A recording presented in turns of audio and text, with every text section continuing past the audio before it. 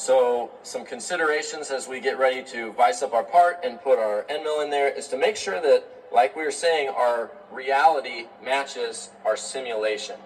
So this is where I need to measure and say, hey, if I know that my maximum step down in my tool path is 1.25 inches, I better make sure that I have 1.25 inches of my block sticking out of this vise, or else I'm going to cause a crash. And I actually know that I don't, because I measured it before I even started this video. I know that I don't have 1.25 inches sticking up above the top of the vise at the moment. So this is where I need to be sure to include my parallels. So here's our friend coming back from our days of working with manual mills.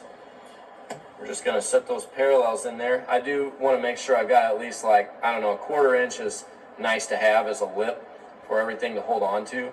So I can set my block in here. And then I'm just going to open up my drawer, get my tool for this very simple vise,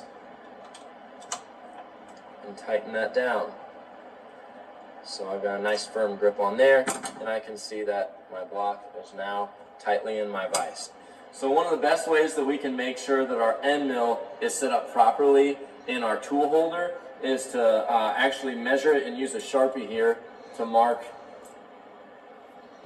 the depth that we're going to have, or the amount that we're going to have sticking out of our tool holder. So I know from my programming in Inventor, when I was in that cam tab, that I said I was going to have 1.3 inches sticking out of the tool holder.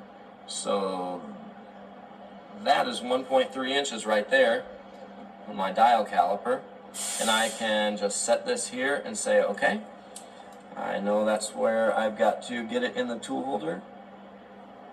And I'm going to mark that point with my Sharpie.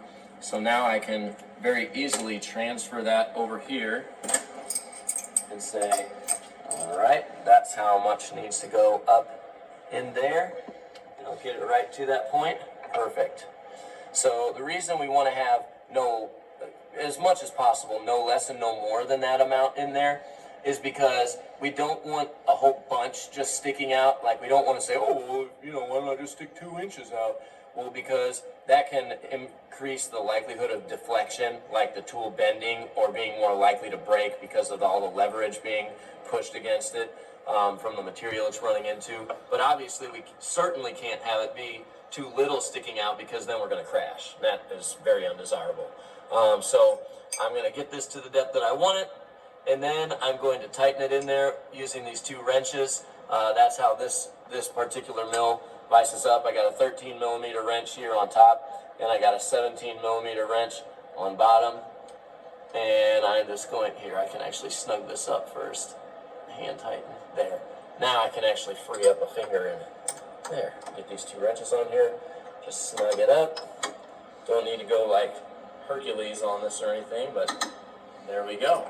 So we now have our end mill set up the same way we programmed it, and we got our block set up in the vise safely. We are now ready to plug our program into the mill and cut this thing out.